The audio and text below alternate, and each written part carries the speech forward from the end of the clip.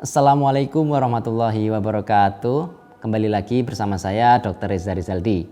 Nah, di sini saya akan menjelaskan tentang aktivitas fisik pada pasien dengan diabetes mellitus dan pola makannya. Pada diabetes tipe 2, latihan jasmani dapat membantu mengendalikan kadar gula secara menyeluruh. Terbukti dengan penurunan konsentrasi HbA1c yang cukup menjadi pedoman untuk penurunan resiko komplikasi diabetes dan kematian. Serta angka kesakitan dan kematian pada diabetes yang aktif yaitu lebih rendah 50% dibanding mereka yang santai. Prinsip latihan jasmani bagi diabetes memenuhi beberapa hal. Pertama, yaitu frekuensi dan durasi dilakukan 3-5 hari seminggu selama sekitar 30-45 menit dengan total 150 menit per minggu. Dengan jeda antara lain tidak lebih dari 2 hari berturut-turut. Kemudian yang kedua, intensitas ringan dan sedang yaitu 60% sampai 70% maksimum heart rate. Nah, kemudian yang ketiga, jenis latihan jasmani endurance untuk meningkatkan kemampuan kardiorespirasi seperti jalan, jogging, berenang, dan bersepeda. Kemudian ada namanya latihan aerobik. Nah, apa itu? Yaitu meningkatkan kepadatan mitokondria, sensitivitas insulin, serta enzim oksidatif, reaktivitas pembuluh darah, fungsi paru-paru, fungsi kekebalan, dan curah jantung. Aktivitas aerobik sedang hingga tinggi dikaitkan dengan penurunan resiko komplikasi pada jantung dan pembuluh darah dan angka kematian pada diabetes tipe 1 dan tipe 2. Nah, pada diabetes tipe 1, latihan aerobik meningkatkan kebugaran sistem jantung, pernafasan, menurunkan resistensi insulin, dan meningkatkan fungsi lipid dan lapisan pembuluh darah. Pada individu dengan diabetes tipe 2, latihan aerobik teratur meningkatkan HbA1c, trigliserida, tekanan darah, dan resistensi insulin. Kemudian ada juga namanya manfaat kesehatan. Nah, di sini ada namanya latihan beban atau resisten training untuk orang dewasa antara lain adalah meningkatkan massa otot, komposisi tubuh, kekuatan fungsi fisik, kesehatan mental, kepadatan mineral pada tulang, kemudian sensitivitas insulin, tekanan darah, profil lipid, dan kesehatan jantung pembuluh darah. Kemudian ada namanya latihan beban. Dapat membantu meminimalkan resiko penurunan kadar gula darah terlalu rendah akibat olahraga pada diabetes tipe 1.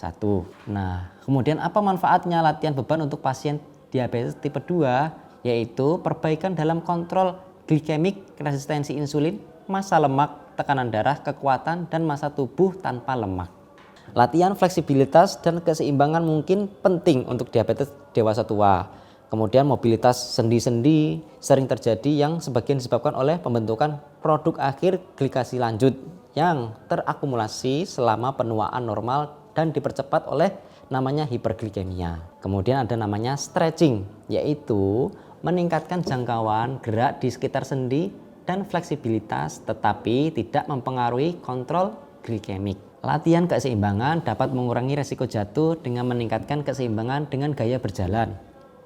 Bahkan ketika terdapat gangguan pada saraf tepi pasien.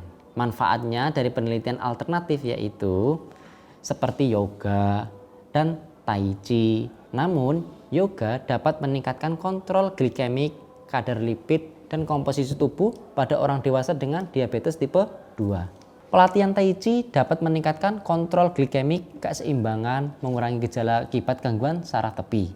Namun, studi berkualitas tinggi tentang pelatihan ini masih terasa kurang. Prinsipnya yaitu pengaturan makan pada pasien DM hampir sama dengan anjuran makan untuk masyarakat umum, yaitu makanan yang seimbang sesuai dengan kebutuhan kalori dan zat gizi masing-masing individu. Pencegahan DM tipe 2 dengan pengaturan pola makan yaitu jumlah asupan kalori ditunjukkan untuk mencapai berat badan ideal. Kemudian karbohidrat kompleks merupakan pilihan diberikan secara terbagi dan seimbang sehingga tidak menimbulkan puncak glukosa darah yang tinggi selama makan. Kemudian ada namanya komposisi diet, yaitu komposisi diet sehat mengandung sedikit lemak jenuh dan tinggi serat larut. Pasien DM perlu diberikan penekanan mengenai pentingnya keteraturan jadwal makan, ya. Jadi harus makannya sesuai aturan. Kemudian apa jenisnya dan jumlah kandungan kalorinya, terutama ada mereka yang menggunakan obat-obatan yang meningkatkan sekresi insulin atau terapi insulin itu sendiri. Perhitungan jumlah kalori ditentukan oleh status gizi. yaitu juga ditentukan oleh umur, ada atau tidaknya stres akut dan kegiatan jasmani. Status gizi dapat dipakai indeks massa tubuh. Makanan tersebut dibagi dalam 3 porsi besar. Untuk makan pagi 20%, makan siang 30%, serta makan malam 25%. Serta 2-3 porsi ringan yaitu sekitar 10-15% di antara makan besar ya tentunya. Pengaturan makan ini tidak berbeda dengan orang normal. Menurut penelitian USCDC yaitu United States Center of Disease Control and Prevention mengenalkan metode sangat mudah untuk memahami porsi dan jenis makanan untuk diabetes. Metode ini dinamakan dengan namanya The Plate Method, merupakan salah satu cara visual sederhana untuk memastikan diabetes mendapatkan cukup sayuran non-tepung dan protein tanpa lemak sambil membatasi jumlah makanan berkarbohidrat yang tinggi dikonsumsi oleh orang-orang yang mengalami diabetes. Makanan berkarbohidrat tinggi memiliki dampak tinggi ya pada kadar gula darah. Maka mulailah dengan piring makanan 9 inci. Ya bisa dikatakan sekitar panjang amplop. Kecuali dalam pengaturan jadwal makan dan jumlah kalori. Usahakan untuk merubah pola makan ini secara bertahap sesuai dengan kondisi dan kebiasaan penderita. Isi setengahnya dengan sayuran non tepung seperti selada, kacang hijau, brokoli, kembang kol, dan wortel. Isi seperempatnya dengan protein tanpa lemak seperti ayam, kalkun, kacang-kacangan, tahu, atau telur. Isi seperempatnya dengan makanan berkarbohidrat, makanan yang lebih tinggi karbohidrat termasuk biji-bijian, sayuran bertepung.